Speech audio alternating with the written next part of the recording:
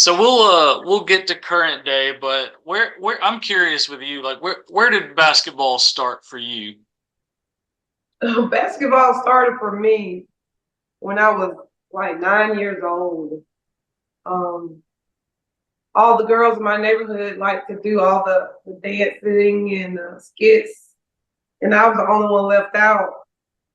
And so I picked up all the sports. So I was the girl in the neighborhood that was the tomboy, which I'm okay with the word because I mean I think I'm where I'm at because I was a tomboy when I was little.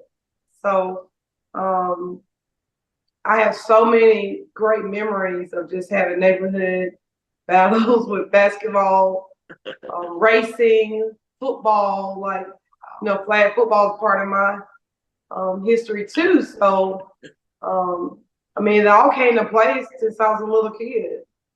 Wow. Where'd you grow up? I grew up in Eufaula, Alabama, Okay. south, right there on the Columbus, Georgia line, Georgetown, all in that area, in that small pocket of Alabama. Man, what was it like there? What was the lay of the land in Eufaula growing up? Well, the lay of the land is number one is Lake Eufaula, where all the bass fishing is. It's still to this day. You see all the shows that are in Eufaula, the bass fishing. So first you gotta know how to fish first before you pick up a ball. So we definitely learn how to fish at a young age. Um, Within Eufaula, it's amazing because one you got two football players that won NFL that like at the highest level of Super Bowl. Um, and you got a girl that won a national championship. So within Eufaula, you got so many people that that came through there that was really good in sports. Yeah, man. I wore a fitting shirt today. Apparently, talking I about the see. fishing. I know, like, man. So how like I assume then you obviously would have played like what was basketball like for you as as you got older, high school, college, that kind of thing? How did that kind of evolve for you? Well, basketball for me was like when I was in middle school, we had a group of my friends. Like we were all friends, and we played softball together around like fifth, sixth grade. And it was three different elementaries. So once we got to middle school, we combined, and we never lost a game in middle school. Um, my ninth grade year, we lost, I think, 4 games, and we had a new coaching staff come in my sophomore year, which was Michael Smith, and his wife. He was just out of college, and it's kind of a funny story because he was not a basketball coach. He was a DB at Alabama. Yeah. So Rush Probst was my high school coach then when I was there, and he came and worked for Rush, and all we did was DB drills, which is crazy. Like we were in the grass doing all these DB drills. But what was so funny, which I didn't realize, that it translated into our press. So we were Yeah. well known when he got there for pressing. And I'm gonna be honest, he probably hate me right now, but he didn't know anything about basketball. His wife was the basketball player. She played at the University of Alabama, Bridget Smith. And when they correlated together, he brought in the pressing part with all the hard drills we had to do. I swear they were so hard.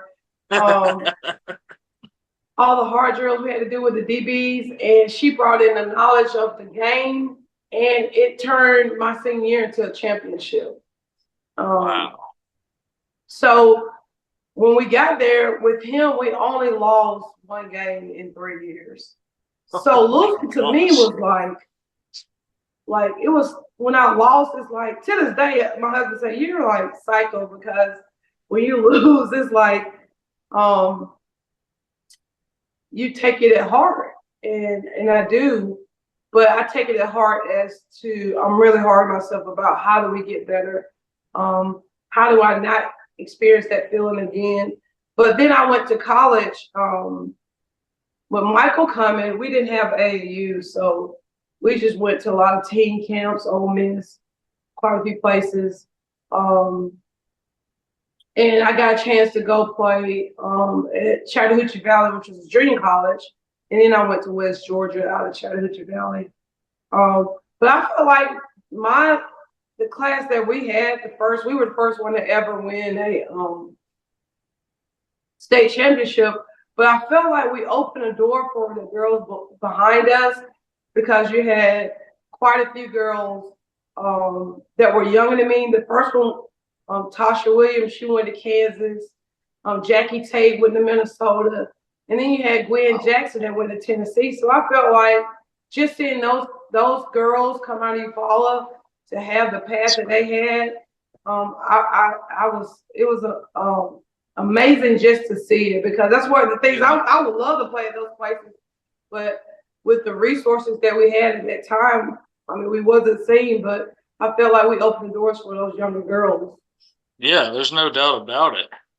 Where did the journey into coaching begin for you then? Like, was there a moment where you were like, I maybe want to do this? Well, when Coach Smith came, him and his wife, which is kind of crazy because me and my husband coach together to this day. And since you asked that question, I go, dang, is that where I really get it from? But I think it is.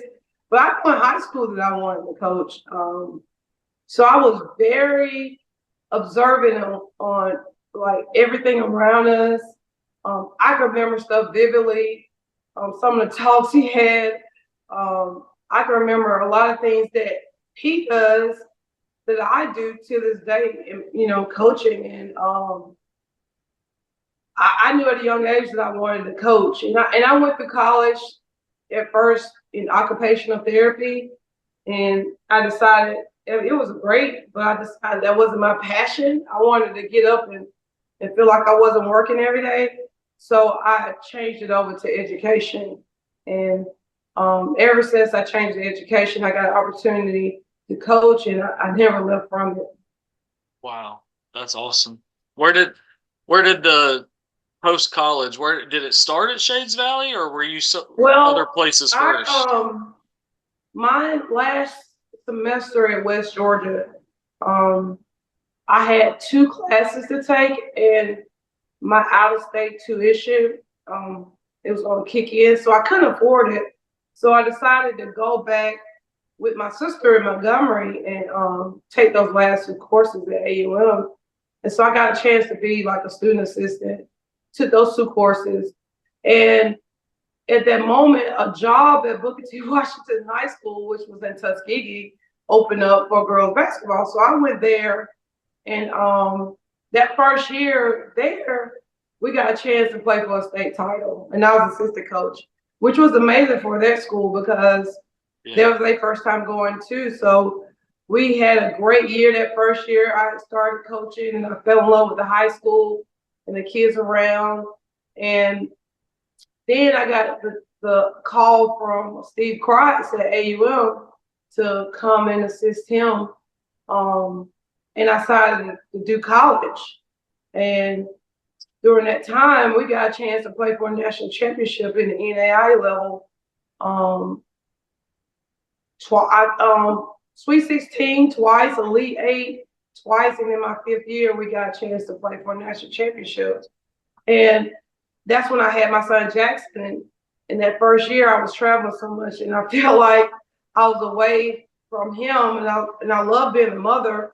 So I decided to step away from college and look for a high school job because I wanted to help girls that had a desire to play at the next level.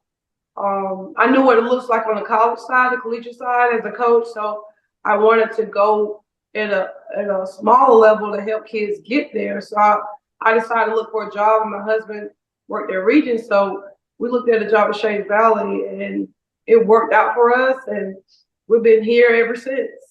Yeah. How many years were you at Shades Valley? I was there for 9 years. 9. Yeah.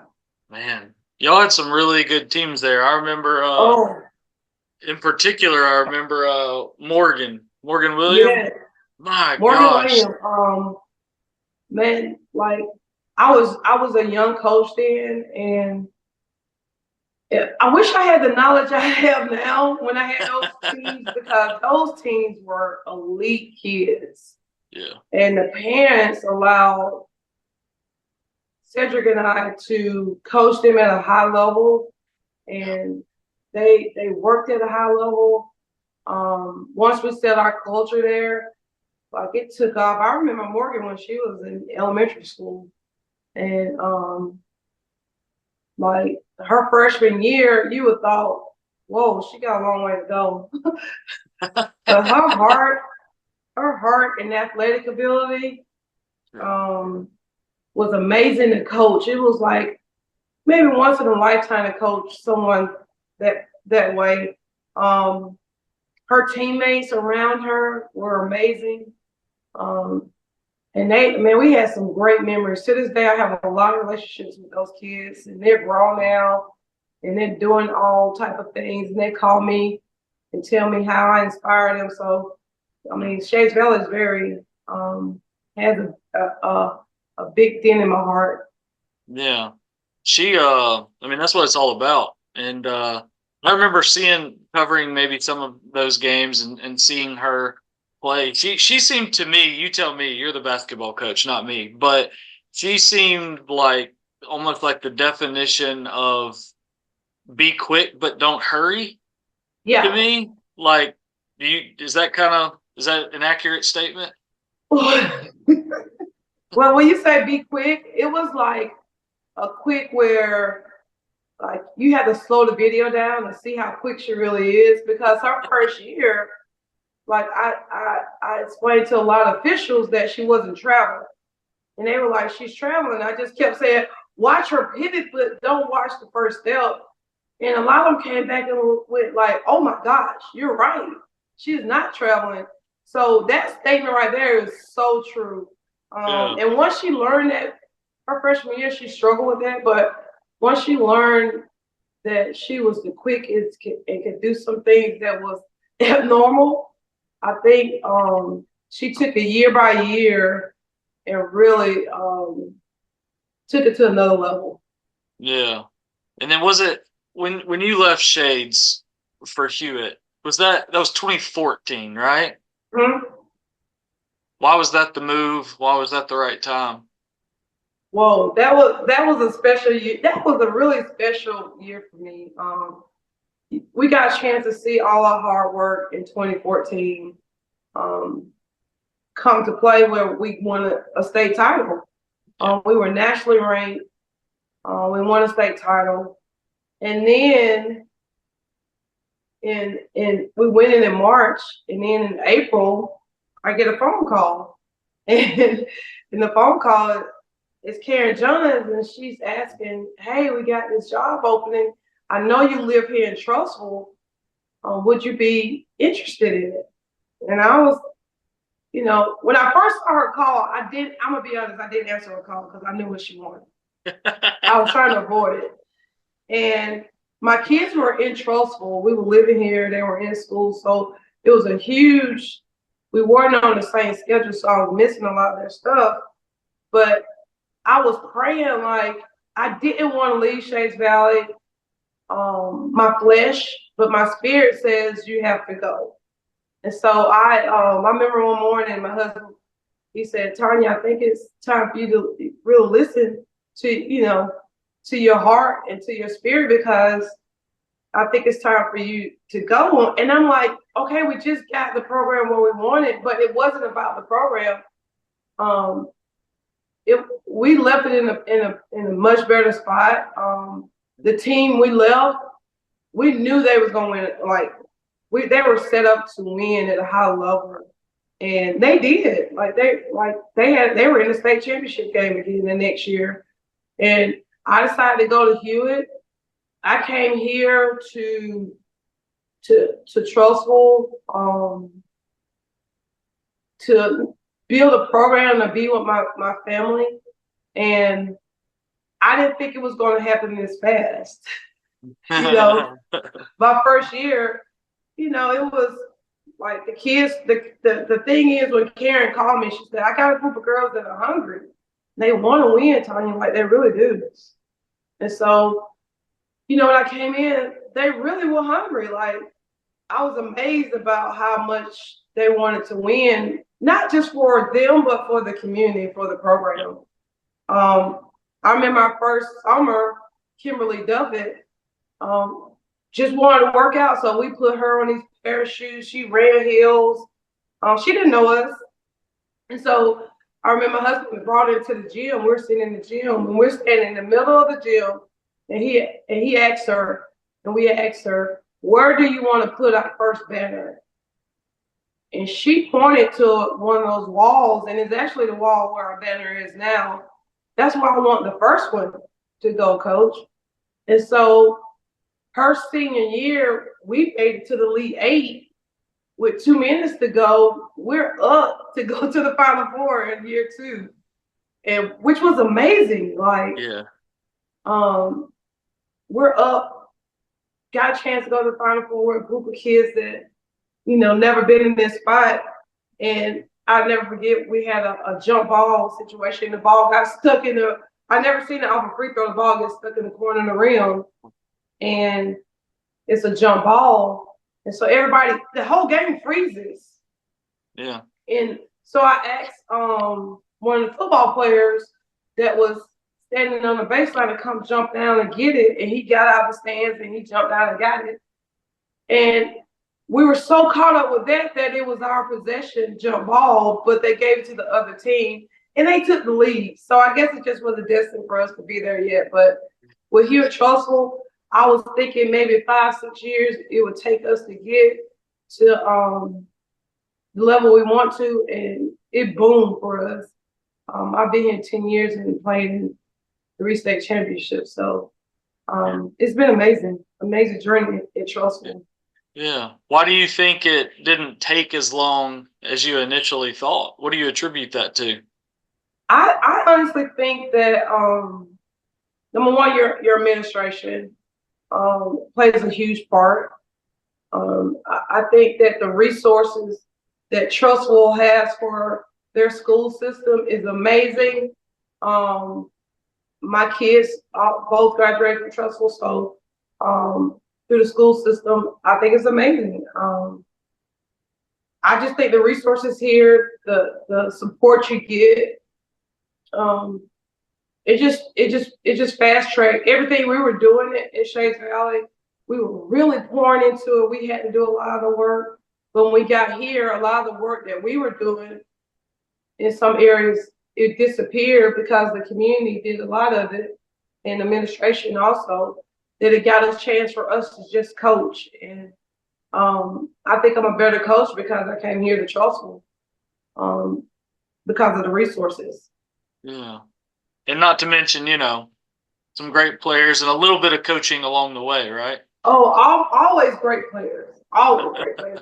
Got a group of girls. I mean, there's some areas we still got to work in, but like the kids here, man, the culture of our program, there's no way we establish a culture that fast if you didn't have great kids that were hungry to win and represent their community and their school. Yeah. How truly good this past year's team, this 2023-2024 team, how truly good was this team? I mean, if it's not for Crystal and Hoover over there, if that's a program that doesn't exist the last 4 years, who knows what happened? But right. that game was unbelievable. 58-56, I think, 2-point state championship game. Like, just talk about that team and just how good this team really was. As coaches, I always brag on certain teams, and this team right here, I'm going to brag on for a while. This team right here, if you look at us warming up against Hoover, you'd be like, oh my God, they're going to get killed. But this group of girls, when I say they were role players at the highest level that I ever coached, and they weren't all about scoring. They were so hungry early on in the season, we had some hiccups and Jordan was scoring a whole lot of points. And I remember Coach Parr and one, we all discussed that, hey, if she's scoring this many points, like, we're going to get beat easily. For me, that's my daughter, but yeah. I had to go have this conversation with her, like, hey, like, we know you can score, but like we gotta make sure the team is bought in also. And so we made an adjustment. Coaching staff made an adjustment, and Jordan took a different turn. And when she took that turn, everybody bought into their role. They were so hungry. This group was so hungry about what can I do to be successful. And so we started identifying roles for every kid, and they mastered those roles so quickly where we had to keep adding to them. And I think that was the end result of where we were, because those kids took their roles to a high level. We're talking about Amber Newman. Amber never scored a lot of points, but if you go back and listen to the Final Four games, you would hear those commentators that know basketball talk about how valuable she was for us. And it was the truth. Like, the things that she was doing was such a high level where the average person watching basketball couldn't see it. But if you knew basketball, you would say, oh my gosh, she's really good in that area. And we had that across the board with every kid on the team for us. And I felt like everything we asked them to do, they did it at a high level. I never had a team to check off all the boxes of these are the things that we have to do. These are the percentages that we have to do. Let's change scouting report. This is how we got to approach this opponent. They did everything we asked them to do. And I think that was huge. And I think it was chemistry more than anything with this team. Yeah. Do you think statewide, like Hewitt-Trussville is obviously, I mean, it's a 7A school, the widely respected, athletic program, but do you think that game in particular with Hoover and just the way it transpired, do you think folks statewide found like a new level of respect for Hewitt-Trussville girls basketball? My husband and I was talking about this recently, but we kind of like, I don't think we give ourselves enough credit here for our girls in our program, because 7A is 10 years old. When I came here, it was the first year at 7A. So it's 10 years old because I've been here at 10 years, so that's how I know the anniversary. But within that 10-year span, you had maybe 4 teams to compete for a state title. You had Hoover just about every year. You had us 3 years, Hewitt-Trussville.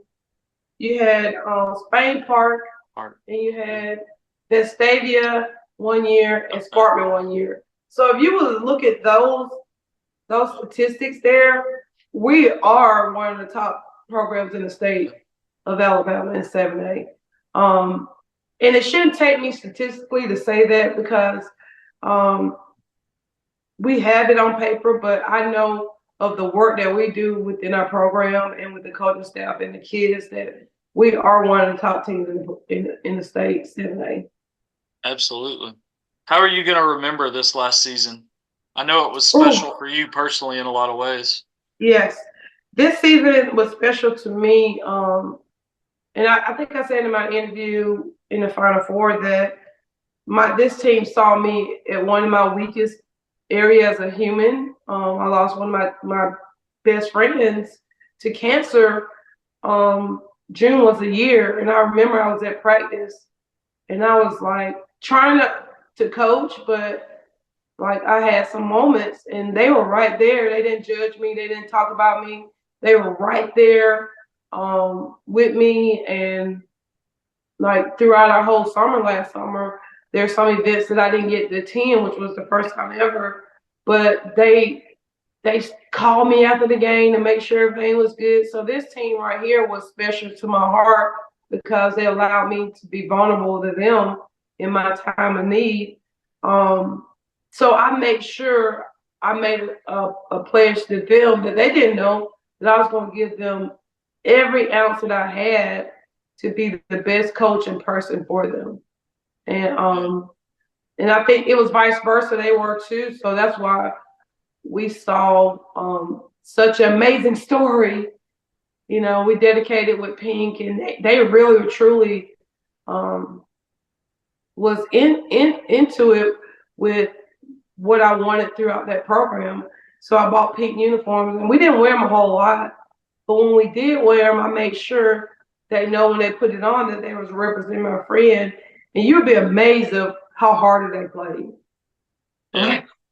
Like it was amazing just to see, you know, how hard they played. One kid asked me, you think we played as hard as your friend Shane? I was like, oh, most definitely. Like she's smiling right now because you guys play so hard. And so I remember calling the championship game. I think Coach Parnham asked, hey, you think we can wear our pink uniforms where we're the home team, we're the away team? And I was like, let me call and ask. And so when I called and asked, I knew for a fact, I know we were down that game, but I knew for a fact that they were going to play hard. Like that was never in my mind that like we got a chance to win this. They didn't even know it, but we really got a chance to win this. I kept telling them like after halftime, we're gonna have a really good chance because you guys just play so hard when you represent them pink. Yeah. Sounds like it really, really galvanized everybody on that roster and on that staff, and you know, persisted the entire season. It really was. Wow. Did I read that your friend, is it your friend's daughter is rooming with Jordan at Auburn? Yeah. Like they played travel ball together. We were really close friends. Her dad's Marquise Daniels, that is a professional athlete. But we don't know him as a professional athlete. We just know him as a father. So they're best friends, and I think it was destined for Jordan and Soraya to be together because they're roommates, and their friendship is so much. It's so much easier for me to see her at Auburn because one, the coaching staff is such a family oriented, but for Soraya and her to be there, like they're connected. So I know she's happy. So they make each other like it's when you see them together.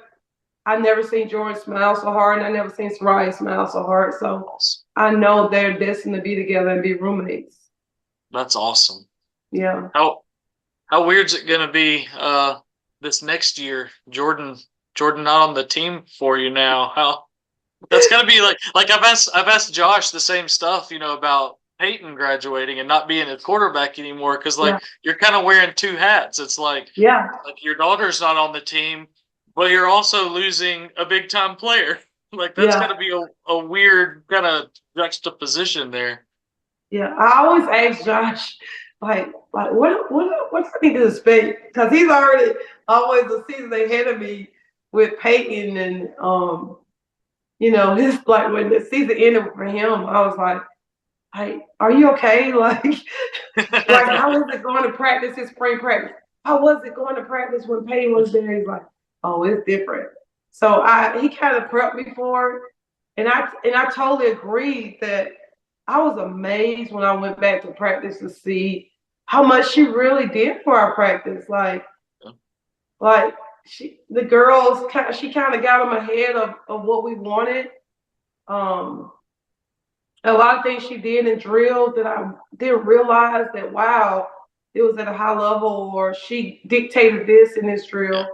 But the girls, I mean, they love Jordan, so they're very passionate on the senior class to keep the tradition going.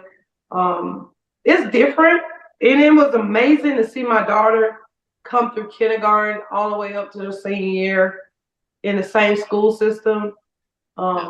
See her journey as a athlete and as a student athlete, and just for her to end the season the way she did. I know it wasn't where she wanted, but I saw her fight for 12 years to get to that spot her senior year. Yeah. What's it going to be like seeing her play at this next level? I get to be a parent. I get to be a parent at a high level where all I can do is just watch.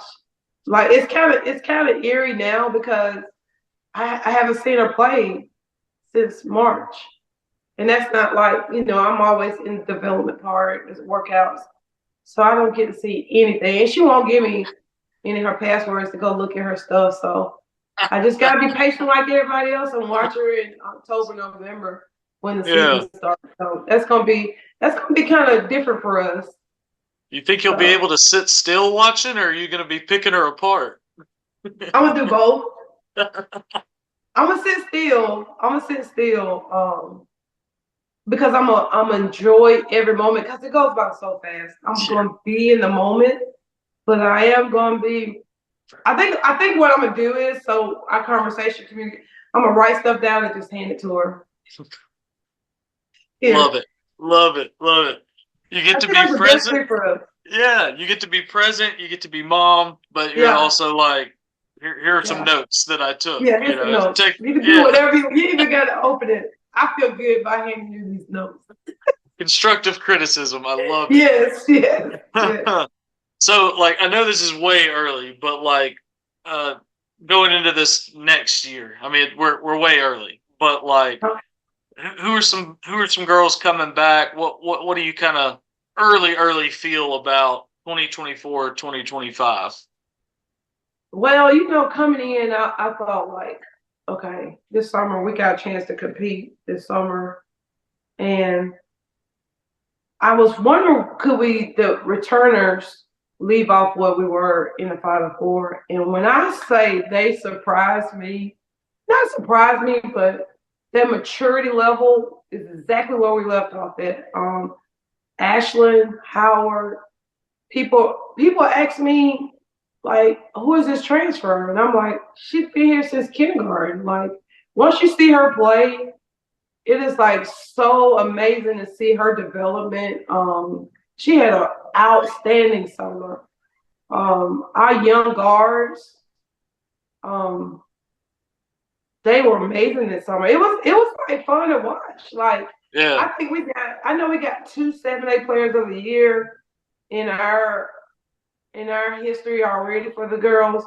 But I think we got some makeup of another 7A player of the year that we can have in a couple of years. I do. How about that? I mean, when I say they're exciting to watch, they're really exciting to watch. And I didn't think so until we went to the Alabama High School play date and we were playing Hazel Green, and our court was packed. And I'm going, our young kids ain't ready for this Hazel Green. And the composure we had, the discipline we had against that game. I mean, our court was packed for a reason because those kids were not afraid. They came to compete. They competed at a high level. So that right there was amazing for us to have. We had a really good summer. Yeah, that's awesome. Sounds like a lot to look forward to again. Yes. Who's your favorite NBA team? You and your husband. Who y'all follow? I'm a Lakers fan. Oh, dang. I'm a Lakers fan. I've been a Lakers fan since I was little. Wow. I'm a Lakers fan. My team won the championship this year, so I'm a Celtics. Oh.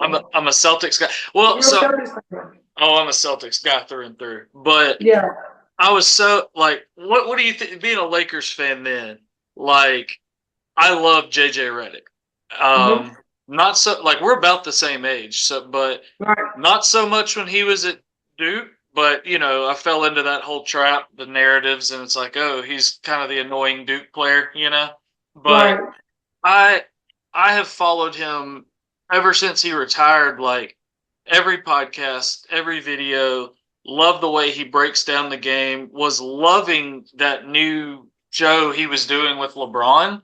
That Mind the Game. I mean, it was just like an hour of X's and O's where they just kind of nerded out on basketball.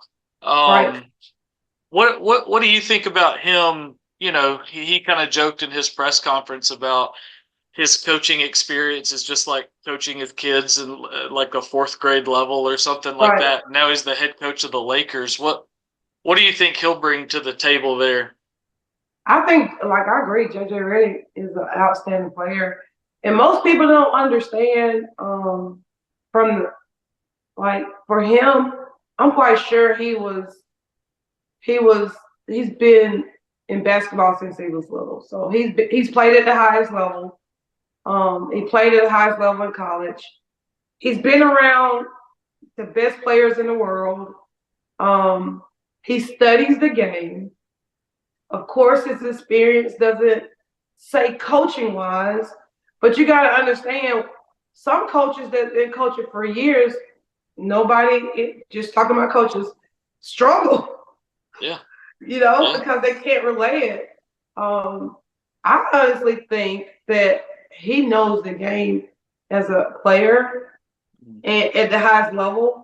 So I think if he surround himself with a good staff, I think you'll see some amazing things happen. And LeBron's gonna play a huge factor in that too. But I honestly think that, like, for me personally, I coach from a player mentality of seeing things. Sometimes I have to ask kids, let me stand right here to see it. So I could give you the best, advice on how to make this pass. So that's an example. But I honestly think he's gonna do well. Like, he might not have the experience on paper as a coach, but just because you got coached by your name doesn't mean you know the game totally. Right. I think he knows the game totally without the experience. Yeah. He has the experience. He just doesn't have the coach part of it. Right. So. I mean, I think it's just a weird, like, I don't know. It's just like a different time now. Like, it's like everybody knows, like you said, like he's got the playing experience, he's got the pedigree, and then he's literally, whether it's him calling a finals game or doing one of those podcasts with LeBron, like you're literally watching him.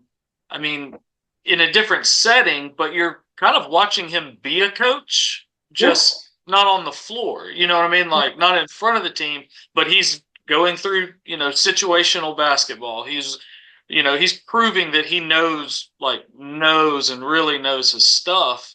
And I'm really looking forward to it. And he's had his chances. I've heard him talk about it. Like I think maybe Toronto looked at him for a bit as head coach. I know Charlotte had looked at him and he didn't. I mean, I don't know a lot of guys that would want the Charlotte job at certain times. But and what devastated me as the Celtics guy, I know that Joe Mazzulla was trying to get him to be an assistant on that staff. And when I heard that after the fact, I was like, no, like that would have been awesome. And then he goes out west. But I think behind the scenes, a lot of people really don't know that, like, when you're just knowing through Marquise that in a professional arena, like most of the time they'll call someone like JJ and ask questions, and they're playing at a high level, like, because they know he watched film, they know he's that. I just think that people don't know that about him. I'm quite sure he's helped quite a few people be successful. Yeah. So I think he wouldn't have got that job if he wasn't ready. And I think it's a perfect fit because he got a chance to turn some other jobs down, and I think he's feel comfortable coming to the Lakers because of the people around him. I think he can do well. Yeah, they're gonna, and you saw it like right off the bat the other night with the draft. I think we all kind of knew they were gonna take LeBron's son late. Like that seemed kind of a foregone conclusion. But I mean, that first round pick, getting the Dalton kid from Tennessee, like they're gonna jack some threes in LA. Well, I just don't understand why nobody else got him before that. Like 17th, I thought he was gonna be I thought he was gonna be a top 10 guy. Me too. Like that is perfect for LeBron. Like if you know basketball and pay attention to the Lakers, like he's gonna be a huge part of their offense. Yeah. Because now you don't have everything's so spread wide open. Now if you kick to him, like that shot, he's gonna have all day. Yeah. I hope they can at least, like, again, not a huge Lakers fan. Don't dislike the Lakers. I don't dislike them at all. I'm just the Celtics are my team. But like, I hope, I know free agency and all that, but I hope they can keep Austin Reeves. Like, I love the way he plays the game. Yeah. He's one of my favorite players to watch, and he's weirdly one of my, like, I don't know, he's like one of my favorite personalities in the Yeah. NBA today, you know, Mhm. who isn't necessarily a star. He's Right. obviously really, really good, but he's seems like kind of a quirky guy, and Right. I like the way he plays. He kind of does a little bit of a lot, you know. Right. Right. Right. Yeah. Well, cool. Anything else you want to add? You want to wrap this thing up? Um, I just think that the last thing, just to close out, that women's basketball. I was reading something that they're one of the hottest um Yeah. topics of it's saying college sports, but I think it's one of the hottest topics of Yeah. just sports period now. Mm-hmm. I have everybody's calling me, asking me questions about, hey, I didn't know this, during like we've been watching this for years. I'm so glad that it gets an opportunity this day and time to everybody get a chance to see what I've been seeing. Like, it's funny because what everybody's been seeing, I've been feeling this way since I was 9 years old about women's basketball. So I'm just so excited. I hope we can promote. We always have a great crowd at the end of at the Final Four. I just want those crowds for our girls, to promote our program a little bit more here in Trussville and surrounding areas, just to come out and watch us um, compete. And we got with our new board that we got a new sponsorship, Brewster's Ice Cream. So they're going to be there with the ice cream. So you might want to come on and watch us and eat some ice cream. There you go. I mean, you can't beat that. You can't Basketball beat and that, ice cream. You speaking my language. Uh, Kate, are you team Caitlin Clark or Angel Reese? I am team both. Thank you. Like It's they're okay to like both both. amazing. Yes. Like, I've been watching Caitlin, and people don't understand. Like, her freshman year, you didn't hear her name called, but if you go back and like research her and watch all the video clips of her in the gym late at night shooting from the logo, I've been respected Caitlin, and now everybody gets to see her. Angel Reese has had this attitude since she was 15 years old. I've been watching her. I was like streaming her when she was 15, 16 year olds at Wow. AAU. Like, she hasn't changed, but the world gets to see her. So I am a huge fan of both because they bring two different personalities Different. Yeah. to women's basketball. So I'm a huge fan of both. So I don't pick one or the other. Yeah. They're both entertaining. See, shout that opinion for the people in the back, you know? Like, Yeah, everybody's yeah. like, you got to pick one or the other, and I understand No, rivalries and all no. that, but, like, those two are, like you said, I mean, the WNBA, the popularity in the past hasn't necessarily been as mainstream, I guess, Right, as some folks want it to be. And right. now whether you love somebody, hate somebody, whatever, Mm-hmm. it's at the forefront almost daily now. So that's got to be a great thing. Yeah, and if you think about NBA, it's the same way. Like, they always making you like one and hate the Yeah, other. So I think that's part of the media. But I yeah, like it because I've been watching these young ladies since they were young, like in their teens. So yeah, see them as a young adult, like, I love it. yeah, Every part of it. yeah. It's cool to watch. It is Yeah, it cool to is. watch. I'm glad that Yes. there's a lot more excitement and a lot more eyeballs now, you know, because Yes. it's moving in a great direction. So, Right. well, I certainly appreciate you, Tonya. This was fun. Anything else you Yeah. want to Thanks for add? Or, inviting me on the writer's blog. This was yeah, outstanding. look at you talk. Hey, getting the name and everything. You're a pro at this. You're a Of pro at course, I watch this. your stuff. Yes, Look at Gary. that. Hey, I love it. Yeah. I love it. Well, Look, thank you you want me for. to design your writer's block tee? I love designing tees and stuff. Yeah, like this is the first one. I got this one made, and Okay. I've got a few more. Like, I wanted to have one made, see how, kind of test it out and whatnot, and Yeah. see what it looked like. So I've gotten a few more of the hats because Let me know. I love hats, so I can definitely I'm support a the bit of writer's a block. there you That's go. sweet right there. I like that logo. Yeah. I'm a bit of I maybe need to get a red and a little red and gray one or something like that, and Yeah. wear it out to some games or something this fall. But That'd be we'll great. see. Well, thank you again for doing this, and look forward to seeing how it goes for y'all this upcoming season. Well, thank you so much for having us. I had a blast. Appreciate you, Tonya. Thank you. You're Bye. welcome.